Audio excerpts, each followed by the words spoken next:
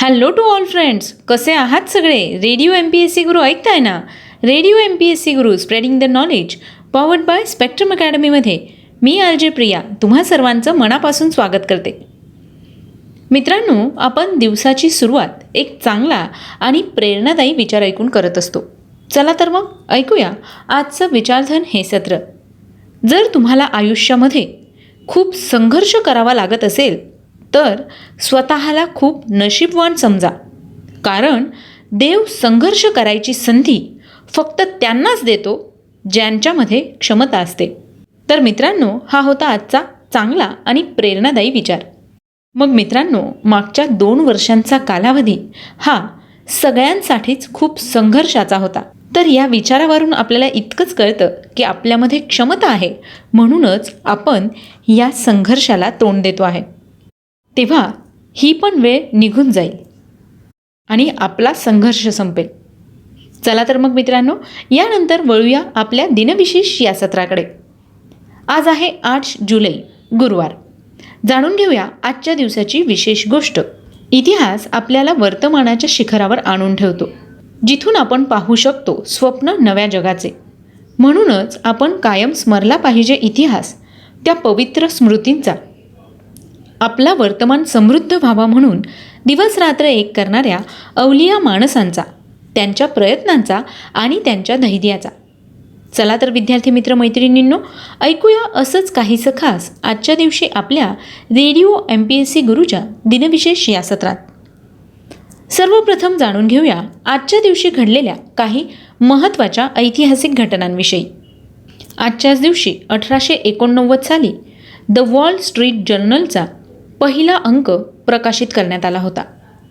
मग मित्रांनो, the wall street journal म्हणजेच WSJ हे अमेरिकेच्या न्यूयॉर्क शहरातून तसेच आशिया आणि युरोपमधून प्रसिद्ध होणारे व्यापार आणि वाणिज्य विषयक वृत्तपत्र आहे.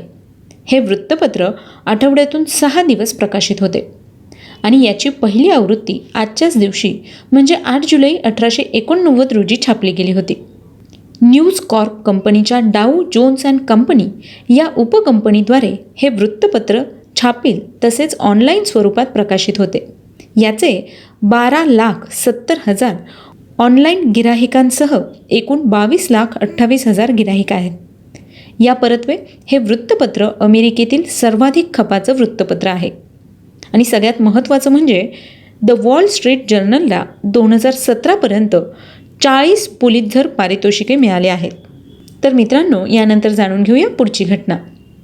आजच्याच दिवशी सन 1910 साली स्वातंत्र्यवीर सावरकरांनी ब्रिटिश सरकारच्या कैदेत असताना त्यांना फ्रान्स येथून जहाजातून नेत असताना त्यांनी मोरियो नावाच्या जहाजातून फ्रान्समधील मार्सेल्सच्या समुद्रात उडी मारली होती. यानंतर जाणून घेऊया आणखी काही महत्त्वाच्या घटनांविषयी. आजच्याच दिवशी 1497 साली पोर्तुगीज खलाशी वास्को द गामा हे भारताच्या सफारीवर निघाले. वास्को द गामा हा पोर्तुगीज खलाशी होता. वास्को द गामाला सर्वप्रथम युरोपाहून भारतापर्यंत समुद्र यात्रा करण्याचं श्रेय दिलं जातं. 1498 आफ्रिका खंडाला वळसा मारून भारतात येण्याचा सागरी मार्ग वास्को द गामाने शोधला होता. यानंतर जाणून घेऊया आणखी काही महत्त्वाच्या घटना. आजच्याच दिवशी 1948 साली अमेरिकेच्या वायुसेना दलात महिलांची भरती करण्यात आली. सन 1954 साली देशाचे पहिले पंतप्रधान जवाहरलाल नेहरू यांनी जगातील सर्वात मोठ्या कालव्यावर भाकरा नांगल जलविद्युत प्रकल्प सुरू केला. भाकरा नांगल धरण हा एक बहुउद्देशीय प्रकल्प आहे. तो पंजाब आणि हिमाचल प्रदेश यांच्या सीमेवर बांधला गेला आहे. सतलज नदीवर असलेले भाकरा धरण पंजाब आणि हिमाचल प्रदेशला पाणी पुरवठा करते. याच धरणाचे पाणी वापरून दिल्ली, चंदीगडसह उत्तर भारतातील बऱ्याच मोठ्या प्रदेशाला वीज पुरवठा केला जातो. हिमाचल प्रदेशातील भाकरा नांगल धरण हे भूकंप प्रवण क्षेत्रात येते. उगवत्या भारताचं तीर्थक्षेत्र असं पंडित जवाहरलाल नेहरू यांच्याकडून भाकरा नांगल धरणाला संबोधण्यात आलं होतं. स्वतंत्र भारतात बांधण्यात आलेलं हे पहिलंच धरण आहे. हे धरण हिमाचल प्रदेशातील पंजाब सीमेवर नांगल या गावापासून 13 किलोमीटरवर वसलेलं आहे. सतलज नदीवर बांधण्यात आलेलं हे धरण 225.55 मीटर उंच आहे. या धरणाचं बांधकाम 1963 मध्ये पूर्ण झालं. या धरणाच्या जलाशयाला शिखांचे 10वे गुरु गोविंद सिंग यांच्या नावाने ओळखलं जातं. जलाशय सुमारे 96.56 किलोमीटर असून ते सुमारे 168.35 स्क्वेअर किलोमीटर क्षेत्रावर पसरलेले आहे. पंजाब आणि हरियाणातील सुमारे 135 लाख एकर जमिनीचे संपादन धरणासाठी करण्यात आले. हे धरण बांधण्यासाठी 245.28 लाख रुपये खर्च आला आणि हरित क्रांतीसाठी या धरणाचं पाणी उपयुक्त ठरलं होतं. धरणाच्या 2 वीज निर्मिती केंद्रांमधून 1361 विजेचे उत्पादन होते. ही वीज पंजाब, हरियाणा, हिमाचल प्रदेश आणि चंदीगड या ठिकाणी पोहोचते. यानंतर जाणून घेऊया आणखी काही महत्त्वाच्या घटनांविषयी. आजच्याच दिवशी 2005 साली जलवायू परिवर्तन मुद्द्यावर G8 या देशांनी आपली सहमती दर्शवली होती. सन 2006 साली तत्कालीन मुख्य निवडणूक आयुक्त TN शेषन यांना रॅमन मॅगसेसे पुरस्कार जाहीर करण्यात आला. सन 2011 साली भारतीय रुपयाचे नवीन चिन्ह असलेली नाणी तयार करण्यात आली होती. तर मित्रांनो, ह्या होत्या आजच्या दिवसाच्या काही महत्त्वाच्या घटना. यानंतर जाणून घेऊया अशा काही विशेष व्यक्तींविषयी ज्यांचे आज जन्मदिन आहे. आजच्याच दिवशी 1789 साली मराठ्यांच्या इतिहासाचे लिखाण करणारे प्रख्यात ब्रिटिश इतिहासकार जेम्स ग्रांट डफ यांचा जन्म झाला. 1839 साली अमेरिकन व्यावसायिक व उद्योगपती तसंच स्टँडर्ड ऑइल उद्योग समूह व अमेरिकेच्या संयुक्त संस्थानातील पहिल्या तेल उद्योगाचा संस्थापक जॉन डी रॉकफेलर यांचा जन्म झाला. सन 1914 साली भारतीय राजकारणी व भारतीय कम्युनिस्ट पक्षाचे सदस्य तसंच पश्चिम बंगाल या राज्याचे माजी मुख्यमंत्री ज्योती बसू यांचा जन्म झाला. सन 1916 साली साहित्य अकादमी पुरस्कार प्राप्त महाराष्ट्रीयन मराठी लेखक, इतिहासकार व कादंबरीकार गोनी दांडेकर यांचा जन्म झाला. सन 1922 साली भारतीय राजकारणी व भारतीय कम्युनिस्ट पक्षाच्या नेत्या अहिल्याबाई रांगणेकर यांचा जन्म झाला. सन 1949 साली प्रसिद्ध भारतीय राजकारणी व भारतीय राष्ट्रीय काँग्रेस पक्षाचे सदस्य तसंच आंध्र प्रदेश राज्याचे माजी मुख्यमंत्री YS राजशेखर रेड्डी यांचा जन्म झाला. आजच्याच दिवशी 1958 साली प्रसिद्ध भारतीय हिंदी चित्रपट अभिनेत्री नीतू सिंह यांचा जन्म झाला.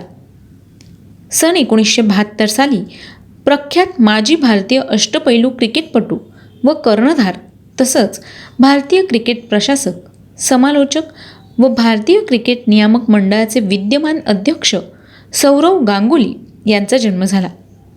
तर मित्रांनो, आज या सगळ्या विशेष व्यक्तींचा जन्मदिवस आहे. त्याच निमित्ताने रेडिओ MPSC गुरुकडून त्यांना लाख लाख शुभेच्छा. यानंतर जाणून घेऊया अशा काही व्यक्तींविषयी ज्यांचे आज स्मृतिदिन आहे. आजच्याच दिवशी 1984 साली प्रसिद्ध गोवा राज्याचे कवी, कादंबरीकार आणि लघुनिबंधकार कविवर्य बा भ बोरकर यांचं निधन झालं. सन 1994 साली मराठ्यांच्या इतिहासाचे गाढे अभ्यासक व गोवा पुराभिलेखाचे संचालक डॉक्टर विठ्ठल त्र्यंबक गुणे यांचं निधन झालं. सन 2001 साली प्रसिद्ध महाराष्ट्रीयन तबलावादक उस्ताद बाबासाहेब मिरजकर यांचं निधन झालं. सन 2003 साली प्राचीन मराठी वाङ्मय लेखन करणारे थोर मराठी लेखक व थोर संत साहित्याचे अभ्यासक श्री शेनोलीकर यांचं निधन झालं.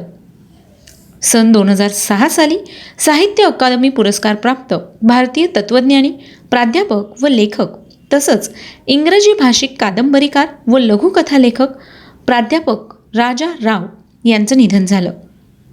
सन 2007 साली भारतीय राजकारणी व भारताचे माजी पंतप्रधान चंद्रशेखर यांचं निधन झालं. या सगळ्या व्यक्तींनी उल्लेखनीय अशी कामगिरी करून इतिहासात आपला ठसा उमटवला आहे. आज या विशेष व्यक्तींचे स्मृतिदिन आहे. त्याच निमित्ताने रेडिओ MPSC गुरूकडून त्यांना विनम्र अभिवादन. तर मित्रांनो, ही होती 8 जुलै या दिवसाची विशेष गोष्ट, म्हणजेच आजचं दिनविशेष हे सत्र. तुम्हाला आमचं दिनविशेष हे सत्र कसं वाटलं ते आम्हाला नक्की कळवा. त्यासाठीच आमचा व्हॉट्सअप क्रमांक आहे 8698 म्हणजेच 8698869880. सोबतच तुम्ही आमचं दिनविशेष हे सत्र आमच्या स्पेक्ट्रम अकॅडमी या यूट्यूब चॅनलवर पाहू शकता किंवा मग ऐकू शकता. याचबरोबर स्पॉटिफाय म्युझिक ॲप, अँकर FM, गुगल पॉडकास्ट किंवा मग रेडिओ पब्लिकला देखील तुम्ही रेडिओ MPSC गुरु पॉडकास्ट ऐकू शकता. आणि मित्रांनो, रेडिओ MPSC गुरूचं फेसबुक पेज आणि इंस्टाग्राम पेज लाईक करायला विसरू नका. लाईक करा, फॉलो करा आणि हो, दिनविशेष आणि व्यक्तिविशेषचे व्हिडिओसुद्धा तुम्हाला फेसबुक आणि इंस्टाग्रामवर अवेलेबल आहेत, तेव्हा ते सुद्धा शेअर करायला विसरू नका. सो लिसनर्स, मी RJ प्रिया तुम्हा सगळ्यांची रजा घेते. पुन्हा भेटूया उद्याच्या दिनविशेष या सत्रात. अशाच काही महत्त्वाच्या घडामोडी, जन्मदिवस, पुण्यतिथी, स्मृतिदिन याविषयीची सविस्तर माहिती ऐकण्यासाठी. तोपर्यंत सुरक्षित रहा, काळजी घ्या. अर्थातच ऐकत रहा radio MPSC Guru, spreading the knowledge, powered by spectrum academy.